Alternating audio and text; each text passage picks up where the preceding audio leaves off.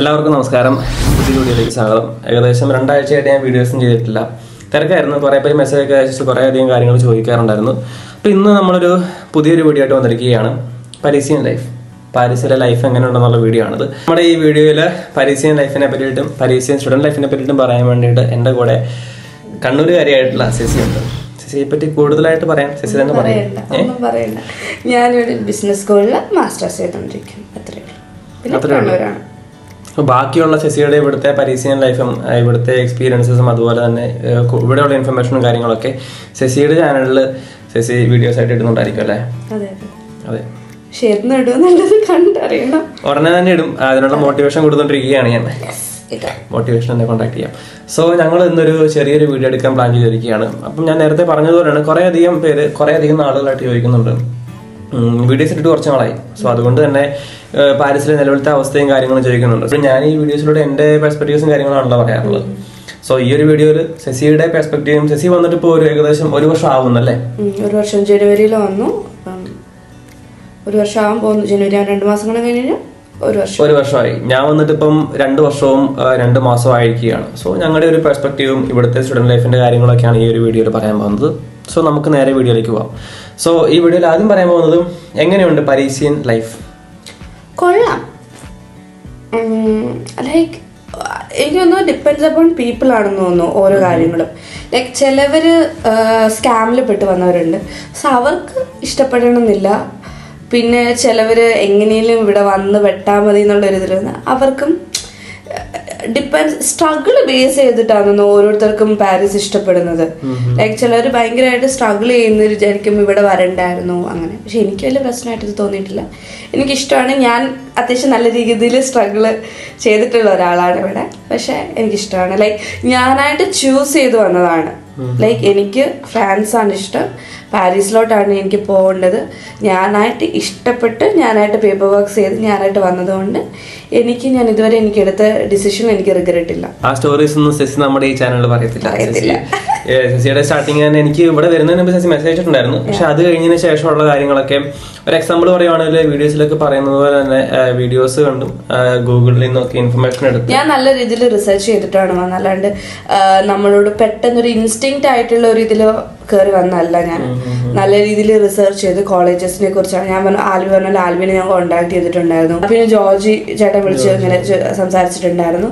പിന്നെ അതല്ലാണ്ട് നമ്മുടേതായ സോഴ്സിൽ കൂടെ എൻ്റെ കോളേജിലെ ആൾക്കാർ അങ്ങനെയുള്ളവര്, പിന്നെ പല രാജ്യത്തുള്ള ആൾക്കാരോട് കണക്ട് ചെയ്യുമ്പോൾ നമുക്ക് കുറെ പെർസ്പെക്റ്റീവ് കിട്ടും.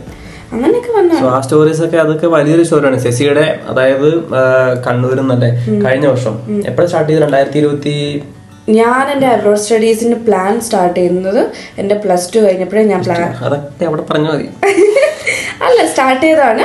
പിന്നെ ഫ്രാൻസ് എന്നുള്ളൊരു ഓപ്ഷന് ഞാൻ 2023 എൻ്റെ ഡിഗ്രി കഴിഞ്ഞ ടൈമിൽ ഞാൻ എടുത്തു.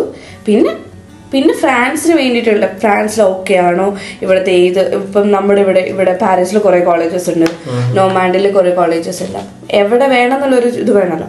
അങ്ങനെയുള്ള റിസർച്ചൊക്കെ ചെയ്ത് ഫൈനലി ഒരു ഒക്ടോബർ ആയപ്പോഴത്തേക്കും ഞാൻ സെപ്റ്റംബർ ആയപ്പോഴത്തേക്കും ഞാൻ കോളേജ് ഫിക്സ് ചെയ്തു കാര്യങ്ങളൊക്കെ സ്റ്റാർട്ട് ചെയ്തു. അങ്ങനെ വന്നു.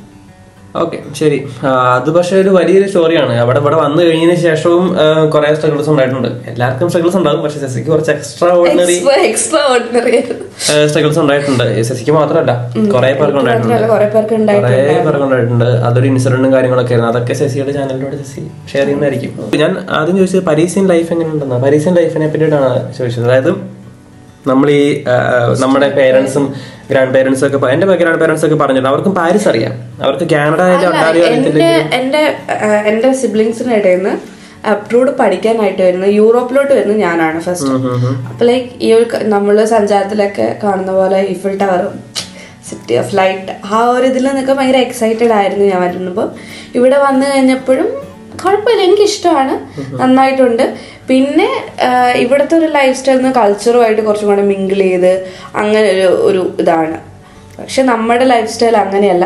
അപ്പം ആ ഒരു ഇതുമായിട്ട് നമ്മൾ സിങ്ക് ആവാൻ എനിക്ക് തോന്നുന്നു കുറച്ചും കൂടെ ടൈം എടുക്കുമെന്ന് തോന്നുന്നു. പിന്നെ ഡിപ്പെൻഡ് അപ്പോൺ സർക്കിളും കൂടെയാണ്. ഇപ്പം നമ്മളിപ്പോൾ നല്ല മീൻസ് നമ്മളെപ്പോഴും കംഫർട്ട് സോണിൽ നിൽക്കത്തുള്ളൂ. ഇപ്പം ഞാനാണെങ്കിൽ കൂടുതലും മലയാളി സ്റ്റുഡൻസിൻ്റെ കൂടെ ആയിരിക്കും കൂടുതൽ നിൽക്കുന്നത്. അപ്പം നമ്മൾ ഫ്രഞ്ച് ആയിട്ടുള്ള ഫ്രണ്ട്സിൻ്റെ കൂടെ നിന്ന് അല്ലെങ്കിൽ വേറെ ഇൻ്റർനാഷണൽ സ്റ്റുഡൻസിനോട് മിങ്കിൾ ആയാലേ ആ ഒരു കൾച്ചറുമായിട്ട് നമ്മൾ ബ്ലെൻഡ് ആവത്തുള്ളൂ. അതല്ലാണ്ട് നമ്മൾ നമ്മുടെ കൂടെയുള്ള മോശമെന്നല്ല ഞാൻ പറയുന്നത്, പക്ഷെ നമ്മുടെ ഇത് തന്നെയുള്ള അപ്പം നമ്മുടെ കൾച്ചറിൽ തന്നെയാണ് നമ്മൾ നിൽക്കുന്നത്. ഒരു എക്സ്ചേഞ്ച് നടക്കത്തില്ല ഇവിടെ. ഞാൻ വന്നിട്ട് ഇപ്പോൾ 2 വർഷമായി. 2 വർഷം മുതൽ ആദ്യത്തെ 1.5 വർഷം ഞാനത് എക്സ്പീരിയൻസ് ചെയ്തിട്ടില്ല. ആദ്യത്തെ 1.5 വർഷം പാർട്ട് ടൈം ജോലിയും സ്കൂളും അവരുടെ അസൈൻമെന്റ്സും കാര്യങ്ങളൊക്കെ ആയിരുന്നു. പിന്നെ കൂടെ ഉള്ളവരൊക്കെ ഒബ്വിയസ്ലി ഇന്ത്യൻ പിള്ളേരാണ്, ഫ്രഞ്ച് പിള്ളേരുണ്ടെങ്കിലും ഗ്രൂപ്പ് അസൈൻമെന്റ്സും കാര്യങ്ങളും എടുക്കുന്നുണ്ടെന്നുള്ളൂ.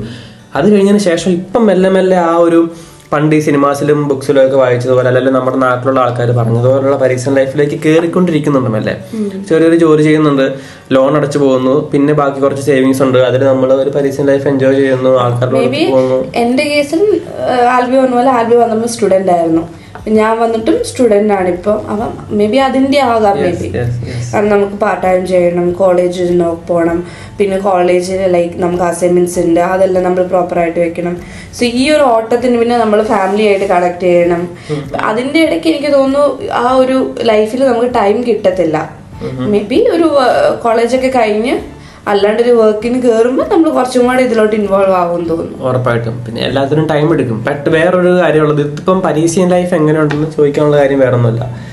ഈ നമ്മളോട് ഇവിടെ വന്ന പിള്ളേരൊക്കെ പറഞ്ഞിട്ടുണ്ട്, ഇത് യൂട്യൂബിൽ കാണുന്ന പോലെയല്ല, സിനിമാസിൽ കാണുന്ന പോലെയല്ല, പുസ്തകങ്ങളിലൊന്നും കാണുന്ന പോലെ ഇവിടെ ലൈഫൊന്നും ഇല്ലെന്ന് പറഞ്ഞിട്ടുണ്ട്. അതുകൊണ്ടാണ് ഞാൻ ചോദിച്ചത്. പക്ഷെ അങ്ങനെ ഒരു ലൈഫ് ഉണ്ട് ഇവിടെ. പക്ഷെ അതിന് നമ്മുടെ സ്ട്രഗിൾ ഫേസ് ഒക്കെ കഴിഞ്ഞ് ഇപ്പം നമ്മൾ ഫിനാൻഷ്യലി നല്ല സൗണ്ടഡ് ആയിട്ടുള്ള വീട്ടിൽ നിന്നാണ് വരുന്നതെങ്കിൽ ലൈക്ക് പാരീസ് ലൈഫ് അടിപൊളിയാണ്. അതെ അതെ അതെ അതെ, ഇത് റിച്ച് ലൈഫാ. ഞങ്ങളൊക്കെ പാവങ്ങളാണല്ലോ. അതെ അതെ. അപ്പൊ എത്ര ഏക്കർ കണ്ണൂർ എസ്റ്റേറ്റ് ആണല്ലേ പറഞ്ഞത്? ലോണാണ്. ഓ, എല്ലാരും ലോണാണ് ബ്രോ. ലൈക്ക് അങ്ങനെ ഒരു സൗണ്ടഡ് ആയിട്ടുള്ള ഒരു ഇതിന് വരുവാണ്, ഫിനാൻഷ്യൽ സ്റ്റേബിൾ ഒക്കെ ആണെങ്കിൽ ഇവിടെ അടിച്ചു പൊളിക്കുന്ന ആ ഒരു ലൈഫിന് കൊണ്ട്. പക്ഷെ ഇവിടെ വന്ന് മോസ്റ്റ് ഓഫ് ദി സ്റ്റുഡൻസും എഡ്യൂക്കേഷണൽ ലോൺ എടുത്തിട്ടാണ് വരുന്നത്. അപ്പം അങ്ങനെ വരുന്ന സമയത്ത് അത് റിപ്പേ ചെയ്യണം, ഇവിടുത്തെ എക്സ്പെൻസ് ഒക്കെ മീറ്റ് ചെയ്യുമ്പോൾ ഭയങ്കര ബുദ്ധിമുട്ടായിരിക്കും. അപ്പം നമുക്ക് പിന്നെ ഇറ്റ്സ് ലൈക്ക് സിനിമ എപ്പോഴും ഫാൻറ്റസിയാണ്, അത് റിയലിസ്റ്റിക് അല്ലല്ലോ. ലൈക്ക് ഓൾമോസ്റ്റ് എല്ലാ കാര്യങ്ങളും ആ ഒരു ഫാൻറ്റസിയിൽ നടക്കുന്നതല്ലേ.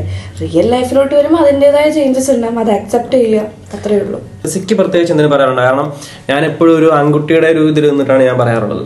എനിക്ക് പിന്നെയും പലയിടത്തും അക്സസ് ഉണ്ട്, അതുപോലെ തന്നെ എനിക്ക് കുറച്ച് അഡ്വാൻറ്റേജ് എപ്പോഴും ഉണ്ട്. അത് നമ്മളില്ലെന്ന് പറയുമെങ്കിലും പക്ഷേ ആ ഒരു അഡ്വാൻറ്റേജ് എനിക്ക് പലപ്പോഴും ഫീൽ ചെയ്തിട്ടുണ്ട്. സോ സെസിയുടെ ഒരു എക്സ്പീരിയൻസിൽ എങ്ങനെയാണത്?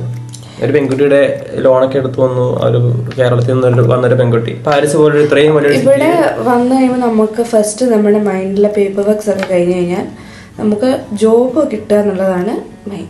Part time job. Part time job ഒരു പെൺകുട്ടി എന്നുള്ള നിലയ്ക്ക് we should be really careful, ഭയങ്കര കെയർഫുൾ. കാരണം ജോബിൻ്റെ ഇതിൽ ഒരുപാട് സ്കാം വരുന്നുണ്ട്. അവിടെ ജോബുണ്ട്, നമുക്ക് അവിടെ പോവാം, ലൈക്ക് ഞാൻ വരാം CV കൊടുക്കാൻ, അങ്ങനെയൊക്കെ പറഞ്ഞു വന്ന് പിന്നെ ഫ്ലേർട്ടിങ് ഉള്ളവരുണ്ട്. പിന്നെ അത് കൂടാണ്ട് നമ്മളിവിടെ നമുക്ക് നമ്മുടെ കംഫർട്ട് സോൺ, ഇവിടെ കേരളത്തിൽ നിന്ന് വരുന്ന മോസ്റ്റ് ഓഫ് ദ ആൾക്കാർക്കും തമിഴ് അറിയാം അത്യാവശ്യം. ലൈക്ക് വലിയ ഫ്ലുവൻ്റ് അല്ലെങ്കിലും ഏറെക്കുറെ നമുക്ക് സംസാരിക്കാനുള്ള തമിഴ് നമുക്കറിയാം മോസ്റ്റ് ഓഫ് ദ ആൾക്കാർക്കും. സോ ഇവിടെയുള്ള അലിമെന്റേഷൻസ്, ഇവിടുത്തെ അലിമെന്റേഷൻ എന്ന് വെച്ചാൽ നമ്മുടെ അടുത്ത ചെറിയ പലചരക്ക് കട അല്ലേ, ചെറിയ സൂപ്പർ മാർക്കറ്റ്സ് അങ്ങനെയുള്ളതാണ്. അപ്പോൾ അങ്ങനെയുള്ള കടകളിൽ പെൺകുട്ടികളായിരിക്കും കേസിൽ നിർത്തുക. അപ്പം ആ ക്യാഷിൽ നിർത്തുന്നത് അവരാണ്. അപ്പം അങ്ങോട്ട് വിളിക്കും. അപ്പം ഈ തമിഴിയൻസ് കൂടുതലും ഫ്ലേർട്ടിങ് ആണ്. അപ്പം അവർ പറയും ജോലി തരാം, നമുക്ക് അവിടെ പോവാം, ഇവിടെ പോവാം, വെക്കേഷൻ. പിന്നെ അവിടെ ചെന്ന് കഴിഞ്ഞാലും നമ്മളെ രീതിയിൽ ഭയങ്കരമായിട്ടും സെക്ഷലി ഹരാസ് ചെയ്യുന്ന പോലെ അല്ലെങ്കിൽ അങ്ങനെയുള്ള കുറേ സംഭവങ്ങളൊക്കെ ഉണ്ടാവാറുണ്ട്. അങ്ങനെ ജോലി നിർത്തിയവരെ എനിക്കറിയാം. ജോലിക്ക് അന്വേഷണം കോൾ ചെയ്ത് ഭയങ്കരമായിട്ടും ബുദ്ധിമുട്ടായി ബ്ലോക്ക് ചെയ്തവരെ അറിയാം. എനിക്കൊരു വട്ടം എനിക്ക് അങ്ങനെ ഒരു എക്സ്പീരിയൻസ് ഉണ്ടായിട്ടുണ്ട്. ലൈക്ക് ഞാൻ ഒരു ഡിപ്പോയിൽ വർക്ക് ചെയ്യുന്ന സമയത്ത് ഇതുപോലെ തന്നെ നമ്പർ തന്നിട്ടുണ്ടായിരുന്നു. അപ്പം നമ്പർ തന്ന സമയത്ത് ഞാൻ എൻ്റെ നമ്പർ കൊടുത്തു അറിയാണ്ട്. അപ്പം നമ്മുടെ സ്റ്റുഡൻസ് എന്ത് ചെയ്യുന്നു വെച്ചാൽ നമുക്ക് എവിടുന്നേലും ഒരു കണക്ഷൻ കിട്ടിക്കഴിഞ്ഞ് കഴിഞ്ഞാൽ അന്നേരം തന്നെ നമ്മൾ വേറെ സ്റ്റുഡൻസിന് അത് പാസ് ചെയ്യും. അല്ലെങ്കിൽ നമ്മുടെ ഗ്രൂപ്പിലിടുന്ന പോലെ ഒരു വേക്കൻസി ഉണ്ടെന്നും പറഞ്ഞു. അപ്പം ആളെന്നെ കോണ്ടാക്ട് ചെയ്യാൻ തുടങ്ങി. കോള് വിളിക്കുന്നുണ്ട്, ഞാൻ എടുക്കുന്നില്ല. അത് കഴിഞ്ഞ് എന്താ സുഖമാണോ, ലാസ്റ്റ് പിന്നെ ഞാൻ ബ്ലോക്ക് ചെയ്യുകയോ ചെയ്തിട്ടുണ്ടായിരുന്നത്. ഇങ്ങനെ നമ്പർ മേടിച്ചു ഇങ്ങനെ നമ്മളെ ശല്യം ചെയ്തുകൊണ്ടേയിരിക്കും. സോ അങ്ങനെയുള്ള സ്കാമിൽ ഇവിടെ വരുമ്പോൾ ജോലി എന്നുള്ള ഫോക്കസിൽ പോകുമ്പോൾ അങ്ങനെയുള്ള കാര്യങ്ങളും കെയർഫുൾ ആയിട്ട് നോക്കണം. അതിപ്പം തമിഴായാലും ഹിന്ദിക്കാരായാലും ഇവൻ മലയാളികളായാലും അങ്ങനെയൊക്കെ തന്നെയാണ്. അപ്പം അത് കെയർഫുൾ ആയിട്ടിരിക്കുക ഒരു പെൺകുട്ടി എന്നുള്ള രീതിയിൽ.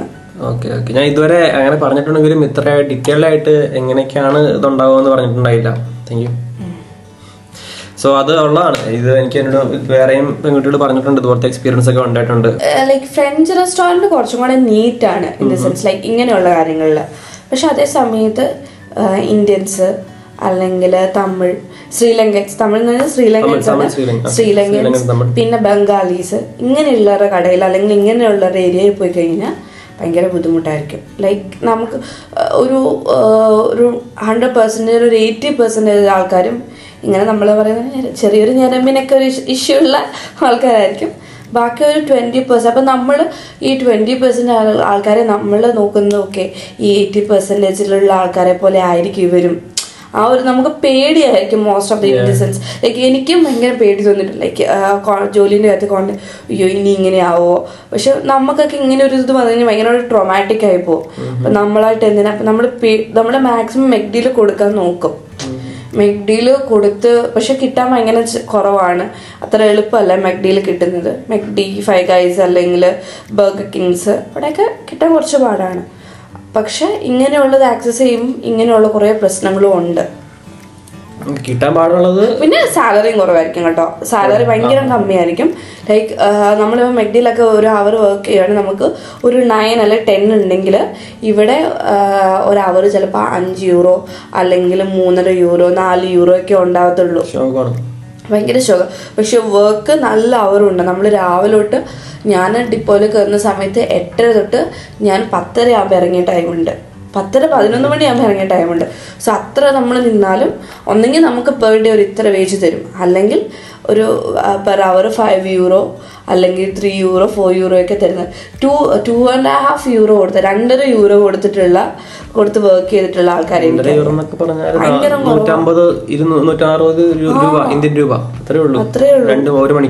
ഒരു മണിക്കൂർ. പക്ഷെ അങ്ങനെയുള്ളിടത്ത് വർക്ക് ചെയ്യുന്നവരെ സമ്മതിക്കണം.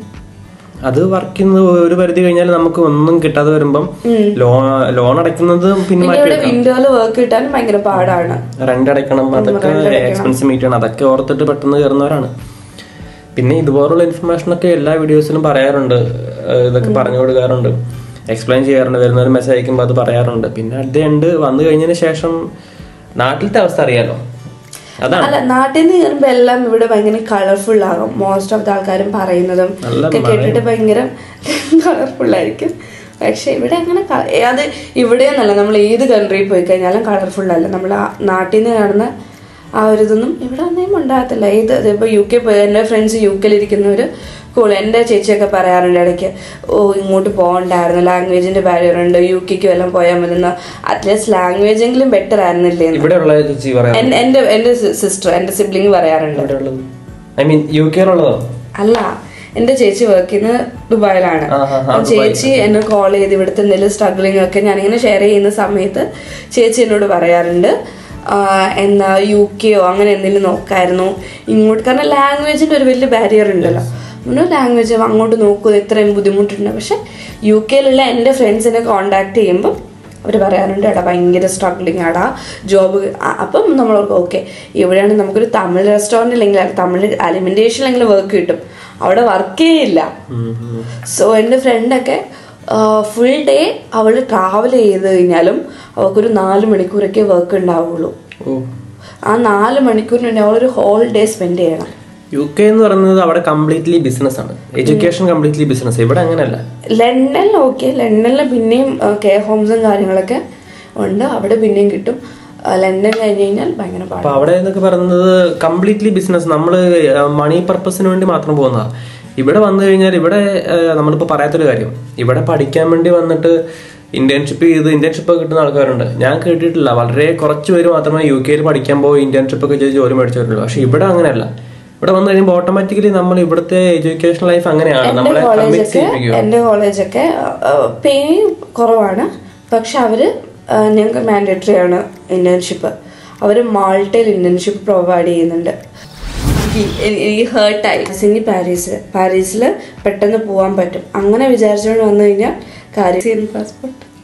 പാസ്പോർട്ടോ ഇവിടുന്ന് ഇഷ്യൂ ചെയ്തിട്ടുള്ള പാസ്പോർട്ട് ജോലി കിട്ടിക്കഴിഞ്ഞിട്ട് ഇറങ്ങേണ്ട സാഹചര്യം വന്നിട്ടുണ്ട്.